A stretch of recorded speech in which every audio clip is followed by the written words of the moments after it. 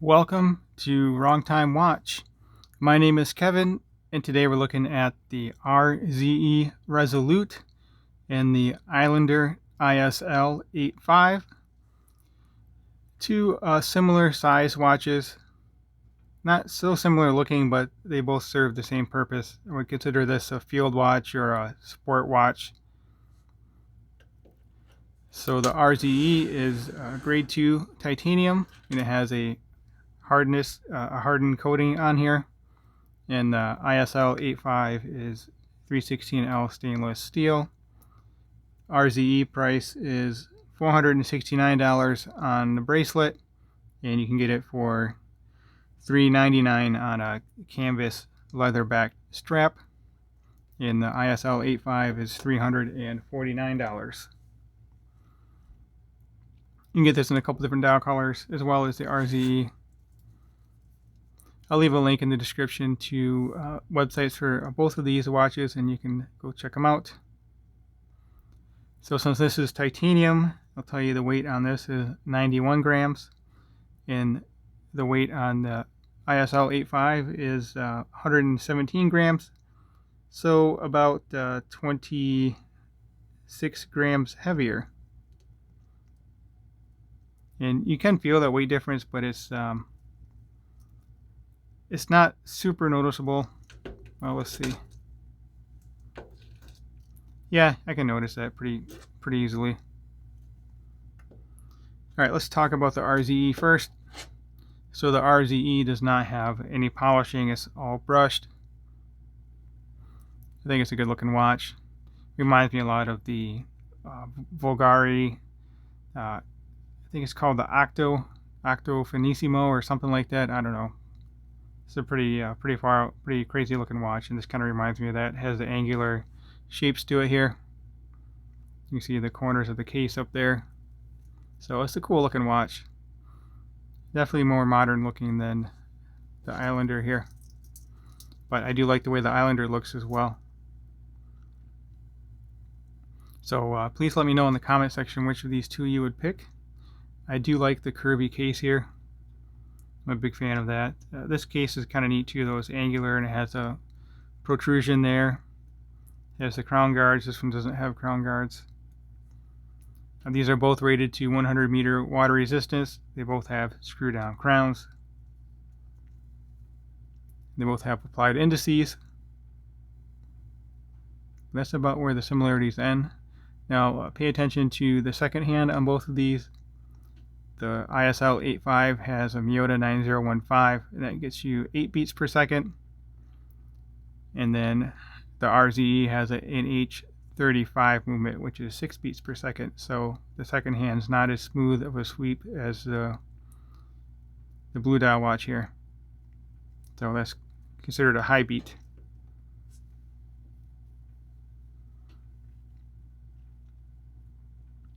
Alright, so I mentioned this is titanium with that hardened coating, and that gets the surface hardness of 1,200 on the Vickers scale versus 200 for 316L stainless steel. So 6 times the hardness, and I guess it would be about 6 times more scratch resistant. So dimensions on this watch, it does have female end links, which I really do appreciate. Drilled lugs as well for easy strap changes. It does not have quick release pins, which you really don't need because it has those drilled lugs. And I'm not so sure I would change this on put it on a strap anyway. I do like the titanium bracelet, so the case back is kind of plain looking, which is fine. The clasp is 316L stainless steel. Actually, you can read that right there. But it has that titanium coating applied to the stainless steel, so it looks like it's titanium. I think that's a very good touch. So this will be stainless steel as well. All 4 of these pieces here are stainless steel. It does have 4 micro adjusts, and it is a smaller clasp, which I like.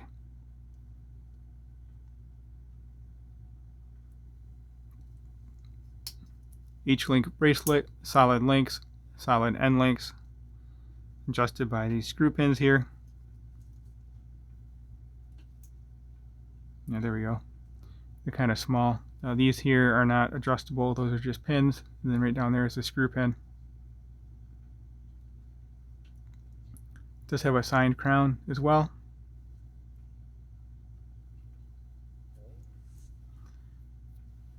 I think I lost track of where I was at in the dimensions. 46 millimeter lug to lug, 39.5 case diameter, 11.6 thick, which is actually fairly thin considering it has the NH35 movement, but again it's only rated to 100 meter water resistance, and it does have a flat sapphire crystal with the AR coating applied to it. 20 millimeter lug width, and it does taper down nicely to 16, so very nice taper on this. Wears very comfortably on wrist. I've worn it outside shoveling snow, other outside activities when it's really been cold out here in Michigan, and no problem with wearing this watch. The titanium doesn't transfer the heat or the coldness as much as a stainless steel watch would, and it's really lightweight and comfortable on wrist. And that is a 7.5 millimeter crown, and again the weight on this is 91 grams, size for my 6.5 inch wrist. This has BGW9 Lume.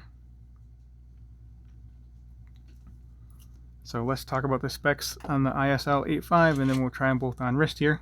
Show you how both of these look. Alright, so Long Island watch. I took a couple of measurements here. I took it from the male center links here, male center link of the end link for 48 millimeter. Then the actual case, looking at 44.5, and then case diameter 38. Thickness on this is nice and thin at 10.5. Has a flat sapphire crystal. Has a display case back as well. We'll look at that in a moment. So flat sapphire crystal, and the Miyota 9015 movement gets you down to that 10.5 millimeter thickness. Same lug width as the RZE 20, and it does also taper down to 16, which I am a big fan of bracelet taper now after handling quite a few watches over the past couple years here. It's really nice to be able to handle all these watches and kind of make a little list in my mind of the things that I really like in a watch. A nice blue dial on this too. Robin's Egg Blue. A 100 meter water resistance, and this has this says Swiss Super Luminova. I'm not sure what blend it is, but we'll compare that to the RZE here after putting them on wrist. Again, 117 grams, and that's a 6.5 millimeter signed crown. Alright, so I think that covers the dimensions. Let's take a look at the watch here. A mixture of brushed and polished surfaces. And if you didn't know, this is essentially a clone or a copy of the Seiko SARB 033 case, SARB 033. I think also there's a SARB 035 and another variation as well, but that's besides the point. Nice, smooth, curvaceous case on this. Wears very well on wrist. I really do like this watch for the $355 that it will cost you from Long Island Watch.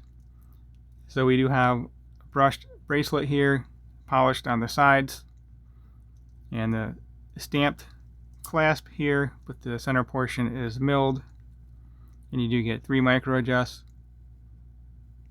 I think 3 is fine. I like the little bit smaller clasp. Actually, it could be a little bit larger because you still do have this portion here. So it probably doesn't really matter if the clasp is this short or if it were to come all the way out here. So maybe you could throw a few more micro adjusts on here. Alright, so it does have a display case back, and you can see that Miyota 9015 movement with some decoration on it. Even if movement is not decorated, I still like to look at the movement.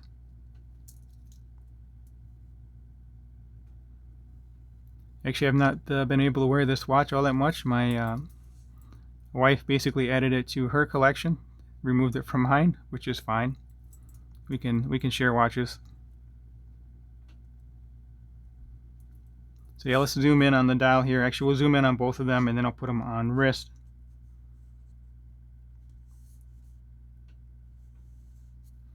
All right, I think I covered all the specs I wanted to on this, so let's take a look at the dial. This does have applied indices, which I appreciate. I do like applied indices. The dial's kind of plain, but that's the point of this watch.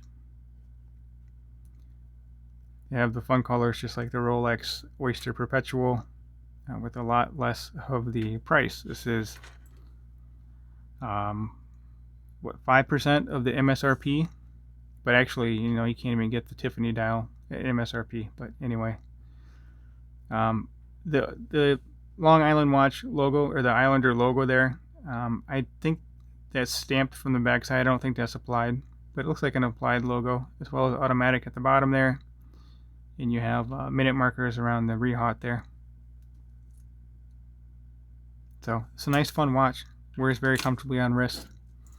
Now this one does as well. I would say this one's probably a little more comfortable on wrist just because of the titanium construction. But we have applied indices as well. And then the RZE the RZE logo is printed on, along with automatic and 100 meter down there. And this does obviously have a date window. I prefer no date. But this it's pretty tastefully done. It has a color match date wheel and it's boxed in too. Alright, let's zoom back out and get both of these on wrist. Well, actually, it's another look at the crown here with the logos engraved.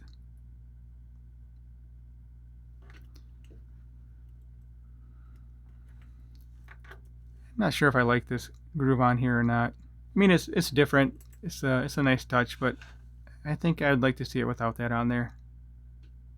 It does kind of make the watch look a little bit thinner, though. The visual trick. Oh, you know what? Let's look at the movement one more time.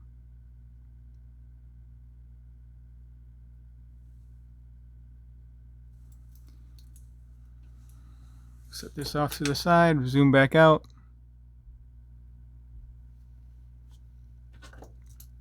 Put the RZE on wrist first.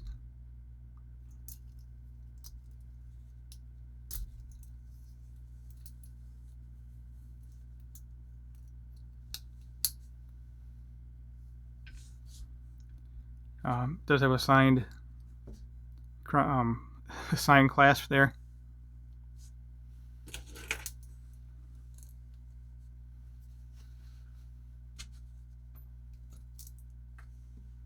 So let me know in the comment section which of these two watches you would buy, or if you want them both in your collection. I think there's room for both. I like the color of this watch, the titanium look and feel, and then with this coating. It's a cool watch. It's definitely different looking, and then the dial matches the case and the bracelet pretty well too. So it's a neat looking watch. I don't think you could really wear this with a suit. Maybe, well, not the other one either. Maybe if it had a black dial. All right, zoom out here. So I have a 6.5-inch wrist with the 52mm wristband. So I think it wears well on my wrist.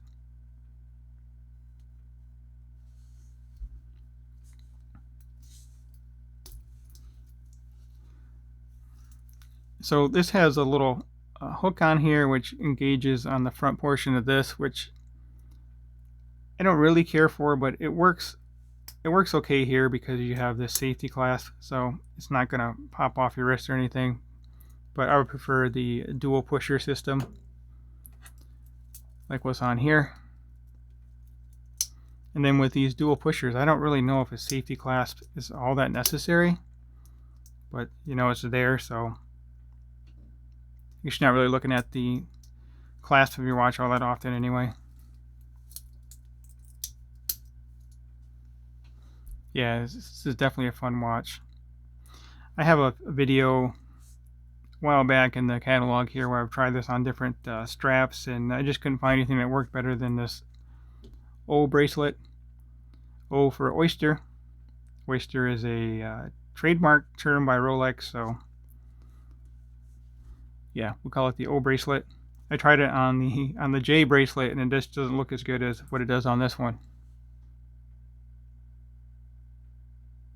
So there we go. Let's zoom back in.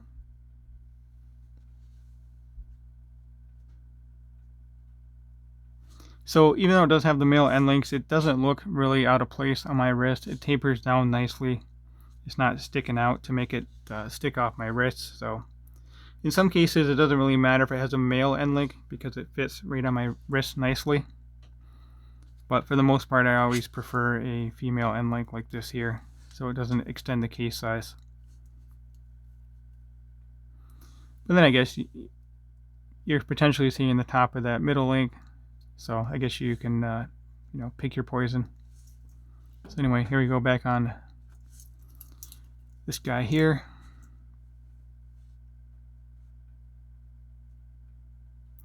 Maybe, I don't know, RZE, if they had this watch with that color dial, it probably wouldn't look as good. I don't want to take this one off wrist, but I will because we need to check out the Lume. And I've gone on long enough, so I'll pause the video and we'll be right back with the Lume. Alright, so of course on the left we have the RZE Resolute, and on the right the ISL-85. RZE definitely has a better Lume than the ISL-85, but then again it is $120 more expensive if my math is correct. But you do get the titanium, you get the hardened coating, and you get the better Lume here. But the ISL-85, in my mind, it has the better movement. I'm a big fan of the Miyota 9000 series movements. So really curious to hear what your pick would be. And that does conclude this video. And as always, thank you for taking the time.